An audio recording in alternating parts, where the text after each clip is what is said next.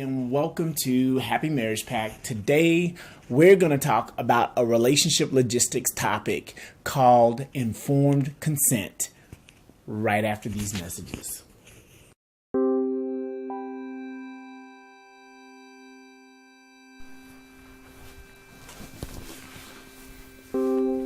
Hi, my name is Calvin Smith, and I'm a licensed professional counselor and an ordained Christian counselor.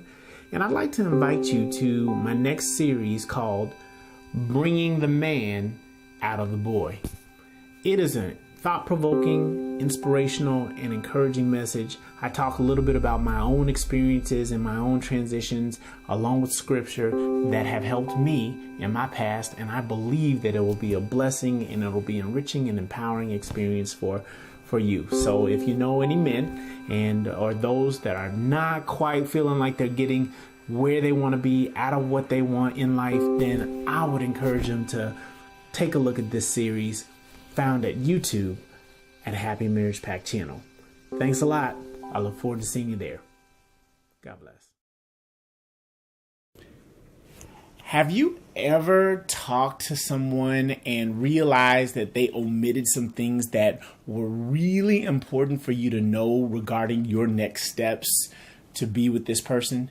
Have you felt like, there's a real challenge now because you're not really sure if you're getting all the information that you need in order to make an appropriate choice for you and as it relates to that significant other? Well, that's what we're going to talk about today. What are the pros and cons of developing an informed consent kind of routine as it relates to your potential significant other?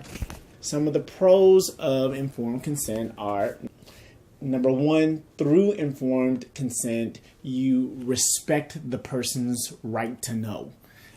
Number two, you are responsible with that person's emotions. You don't just take their emotions for granted, but you are responsible with their emotions.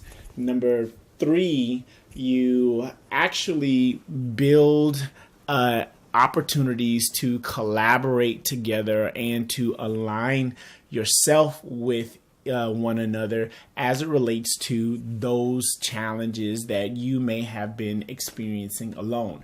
There are really wonderful opportunities that are found in informed consent, and as I believe a person practices informed consent in their relationships, then they begin to see more of an inclusion-based model of engaging one another and developing in the quality of their relationship versus an exclusionary model.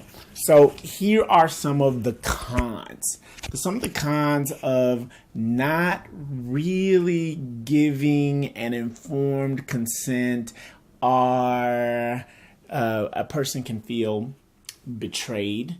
They can feel not respected. They can feel like their choice has been taken away.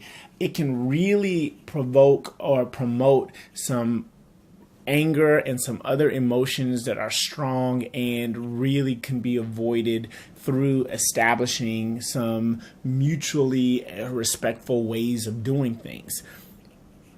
And now for the relationship scripture supporting this message. And the scripture reading for today comes from Philemon chapter 1, verse 14. It reads, "But I did not want to do anything without your consent, so that any favor you do would not seem forced, but would be voluntary." I have an online workshop called Getting Your Mind Right that I believe will be a blessing to you. And I also have some rollouts on some workshops that I think are going to be spectacular in really delving in and looking at some of these issues of relationships. So God bless you. I hope to see you there. And remember to like and subscribe.